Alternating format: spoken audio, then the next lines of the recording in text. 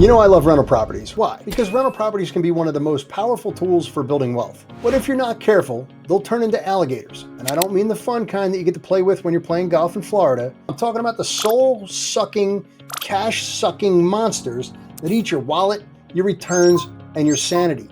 So in this video, I'm going to break down the 5 biggest mistakes, some of them I've made, that lead to negative cash flow, and more importantly, how you can avoid them. This isn't theory, it's built from the trenches, from my own experience and my own mistakes, from owning over 50 doors, fixing problem properties, and teaching other veterans and first responders how to build rental portfolios that actually work. If this is the kind of information that you want more of, smash that like button, subscribe to the channel, set the notification bell, and let's dig in. Cash flow is what's left after the rent comes in, after every expense is paid. Positive cash flow, you're making money every month. Negative cash flow, you're paying out of pocket just to keep the property alive. And look, in this market with higher rates and higher prices, this is where investors get smoked. Why? Because they don't do the math. They don't math right. They buy wrong. They borrow wrong. They don't build systems that prevent them from making these mistakes. So right now I'm going to make sure that that's not you. I screwed up so you don't have to. Mistake number 1, forgetting to include all your expenses. This is the one that burns most people, especially their first property. They'll take the rent, they'll subtract the mortgage, the taxes and the insurance, the pity payment, and they'll call that profit. But it's not. You're missing the real important stuff. And here's what you're usually forgetting. Things like vacancy, property management, routine maintenance, capital expenses, roofs, HVAC, water heaters fall into that category, utilities, especially if you're buying multifamily, licensing and local compliance fees like rental registration fees. So let's do a real quick breakdown. Let's say a property rents for $2,200 a month and you take out your $1,500 for your mortgage, your $400 for your taxes, and your $125 for insurance. You think, great, I have $175 left over. That's my cash flow. No. So now we're going to take $100 off for vacancy, $210 off for management, $150 off set aside for maintenance, another $150 set aside for CapEx, and your rental license at $25. And now your expenses are $2,540. So you're bleeding $340 a month. That's over $4,000 a year in the hole on a property that you thought looked good on paper. Don't just run the surface numbers, run the real numbers. And to ensure you're running the correct numbers, whether you're flipping houses, scaling your rental portfolio, or you're crushing in the BRRRR strategy like I do, I use a tool to simplify all the chaos.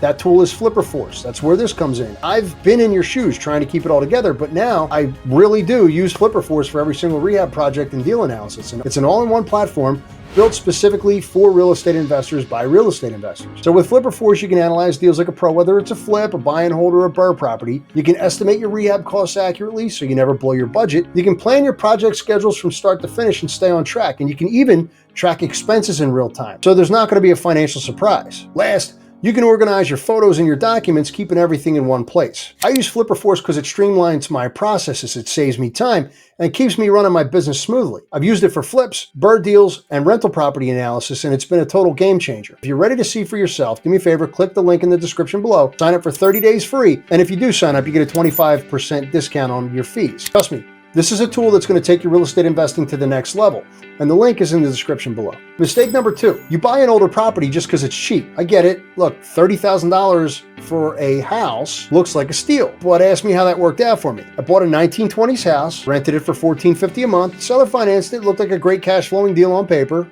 Over the first 4 years, I lost $13,000 because of negative cash flow, and here's why. We had some trees that busted a sewer line and then repaint all the lead-based paint. We had moisture and rot in the crawl space. I had a hot water heater go. My driveway decided to crack and bust because it was old as hell. I had to do an electrical overhaul when we found knob and tube. And then I still had my standard deferred maintenance. Now after 4 years, the property was still eating me alive. I've since recovered by raising rents, taking care of that deferred maintenance, but holy hell, I didn't want to go through that journey, and I don't want you to go through that journey. The moral of the story is this: old houses might look good, and they might meet the 1% rule, the 50% rule, the 70% rule, but they're also going to either meet you in court or in your crawl space. If you're going to buy an old house, budget aggressively, or buy low enough to gut it and rehab it right, or knock the damn thing down and go ground up. Mistake number 3, choosing the wrong financing terms. A lot of investors don't realize how much your loan terms affect your cash flow. So I'll give you a little comparison. On a $250,000 loan at 6.5%, you want to take a 15-year mortgage, you're paying $2,178 a month. Or you take the 30-year mortgage, you're paying $1,580 a month. There's a $598 swing there every month. Cash flow dies when your payments are too high, or even on great properties. So you might say, but I'm going to pay less on interest in a 15-year mortgage. Yeah,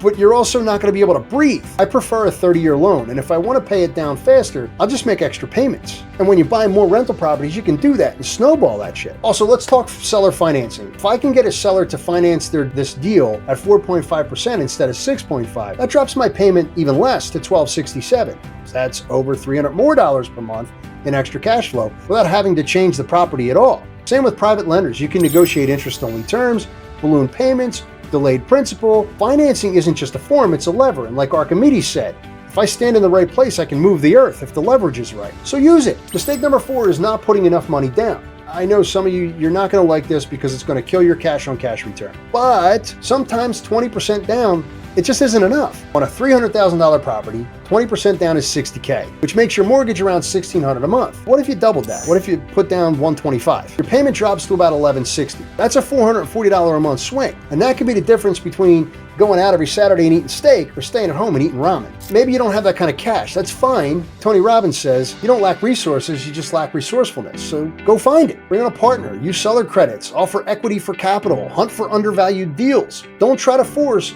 a 20% square peg into a 10% cash flow. Force the numbers to work or just walk away. Mistake number 5, poor tenant screening. This one sneaks up on you because you think you got the right person in the property, you buy the right house, you get the good financing, you did all your numbers right, you did nothing wrong. Then your property manager puts in a bad tenant. It all falls to hell. They don't pay the rent. Then you got your eviction fee. They damage your unit on the way out. Then you got months of vacancy waiting for the repairs, and then you got thousands of dollars in turnover costs. One bad tenant can sink your entire year of profit. In my business, I run every applicant through a 10-point screening process where we verify their income, their employment, their past rental history, credit score, and what their credit looks like, the eviction record and whether or not they have one, their background check, and then we ask for references. If they don't meet our criteria, they're not getting my place, man. There's no exceptions, and you can't combine income to qualify. If you're not married, you gotta apply separately because bad tenants are gonna cost more than a week of vacancy. So choose wisely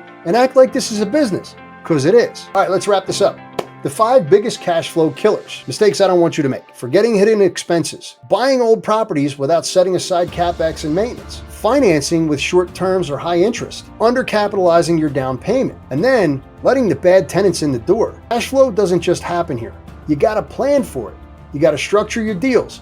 You gotta vet your people. And you gotta run your rentals like it's a business. Because it is. Look, I've made most of these mistakes and I paid for it. But I've also learned how to build systems, I fixed the math, and I turned the ship around. So if you want to avoid turning your rentals into soul suckers, do the work up front. Run your numbers, get your financing right, screen your tenants, and keep your properties working for you, not the other way around. If you have any questions about that, do me a favor, go over to budevans.com, schedule a free strategy session, and I'll help you out. But if you got anything from this video, like and subscribe and hit that notification bell so you don't miss any more no BS real estate investing stuff. I made all the mistakes so you don't have to. So until the next video, aim high.